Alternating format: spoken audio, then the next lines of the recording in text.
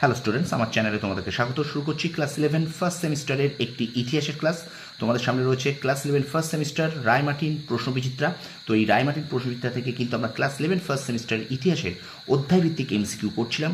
আজকে কিন্তু আরও একটি অধ্যায়ভিত্তিক এমসিকিউ ক্লাস আমি তোমাদের সামনে তোমাদের জন্য নিয়ে এসেছি। ঠিক আছে, চলো কথা না বাড়িয়ে ক্লাসটি শুরু করি।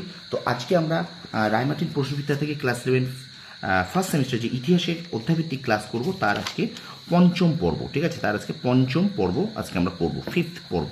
ওকে, এর আগে কিন্তু দেখো আমরা 4টে পর্ব করেছি। আমাদের চলছে কিন্তু ইতিহাস পাঠ, প্রথম অধ্যায় তোমাদের যেটা আছে ইতিহাসের ইতিহাস পাঠ, এই অধ্যায়টা কিন্তু আমরা পড়ছিলাম। তো এখান থেকে কিন্তু অলরেডি আমরা এই অধ্যায় থেকে অলরেডি 129টা প্রশ্ন কিন্তু করে ফেলেছি। তো চতুর্থ পর্ব হয়ে গিয়েছে। তো আজকে যে পর্বটা হবে, আজকে কিন্তু পঞ্চম পর্ব হবে ইতিহাসে। ঠিক আছে, তো প্রথম থেকে শেষ পর্যন্ত ভিডিওটা দেখবে, একটু স্কিপ করবে না। আর আমার চ্যানেলে নতুন হলে অবশ্যই চ্যানেল সাবস্ক্রাইব করবে, পাশে থাকবে বেল আইকন প্রেস করে রাখবে। আর অবশ্যই কিন্তু লাইক করবে, কমেন্ট করবে, বন্ধুদের মাঝে বেশি বেশি করে শেয়ার করবে। চলো শুরু করে দিই ক্লাস 11 ফার্স্ট সেমিস্টার রায়মার্টিন প্রশ্নবিচিত্রা থেকে ইতিহাসের অধ্যায়ভিত্তিক এমসিকিউ ক্লাস নম্বর 5। দেখো প্রথমে 130 বলছে, দুটো বিবৃতি আছে।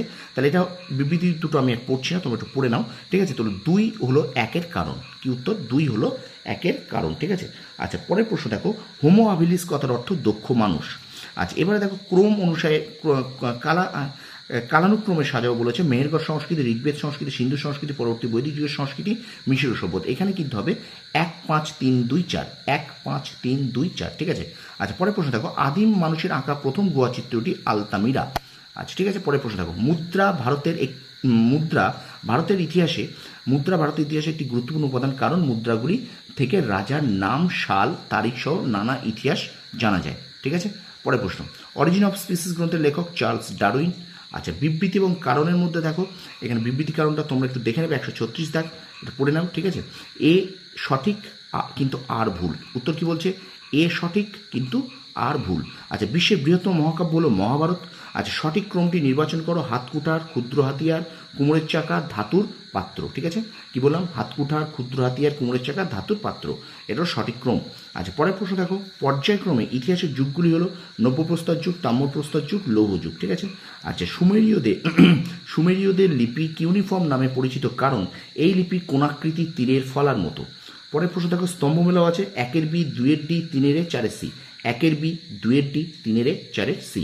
আচ্ছা যুগ হিসেবে মুদ্রার সঠিক ক্রমটি হলো নিস্ক, কারসাপন, দিনার, নারায়ণী। ঠিক আছে, উত্তরটা হলো দেখো, যুগ হিসেবে মুদ্রার সঠিক ক্রম নিস্ক, কারসাপন, দিনার, নারায়ণী। আচ্ছা বিবৃতি কারণ আছে, দেখে নাও। এটা হলো এ ও আর উভয় সঠিক, এবং আর হলো এ এর সঠিক ব্যাখ্যা। আচ্ছা আমির খসরুর গুরুত্বপূর্ণ গ্রন্থগুলি হলো, এখানে কিন্তু কিরান উস সাদাইন, মিফতাহ উল ফুতুহু, তারিকি আলাই, তুগলকনামা, সবকটি কিন্তু ঠিক, সবকটাই ঠিক। ঠিক আছে স্টুডেন্টস, ভিডিওটা একটুখানি শেয়ার করবে, লাইক করবে, কমেন্ট করবে।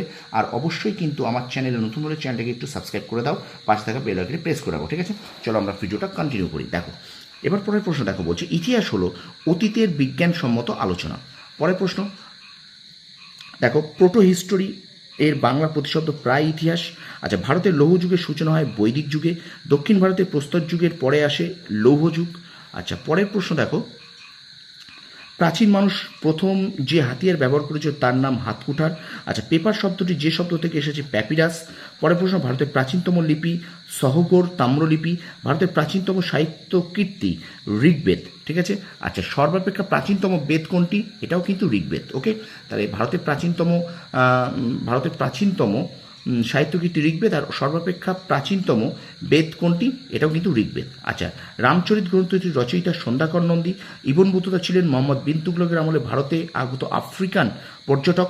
ঠিক আছে, আচ্ছা পরের প্রশ্ন দেখো, ইতিহাস হলো ঐতিহাসিক তথ্যের অবিচ্ছেদ্য ক্রিয়া প্রতিক্রিয়া, বর্তমান ও অতীতের মধ্যে অন্তহীন সংলাপ। উক্তিটি করেছেন এডওয়ার্ড হ্যালেট কার।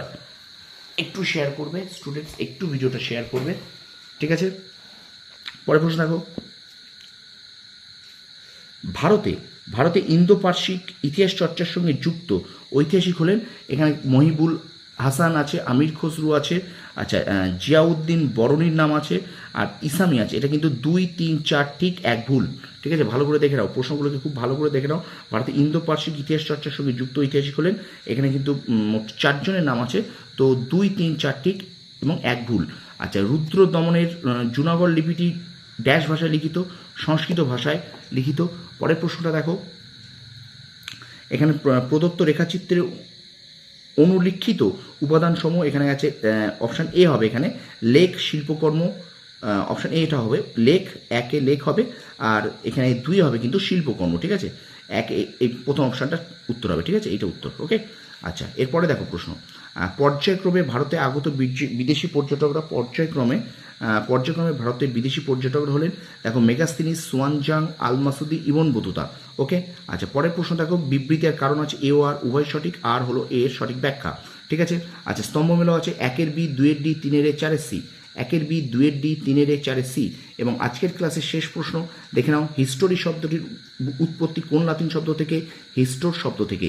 তো এই ছিল ক্লাস 11 ফার্স্ট সেমিস্টারের অধ্যায়ভিত্তিক, ইতিহাসের অধ্যায়ভিত্তিক এমসিকিউ ক্লাস, রায়মার্টিন প্রশ্নবিদ্যা থেকে 5ম পর্ব শেষ করলাম। ভিডিওটা ভালো লাগলে অবশ্যই লাইক করবে, কমেন্ট করবে, বন্ধুদের মাঝে বেশি বেশি করে শেয়ার করবে। আর আমার চ্যানেল যদি নতুন হয়ে থাকো অবশ্যই চ্যানেলটা সাবস্ক্রাইব করো, পাশে থাকা বেল আইকন প্রেস করে রাখো। তোমরা সফল হও, তোমাদের সাফল্য কামনা করি। ধন্যবাদ।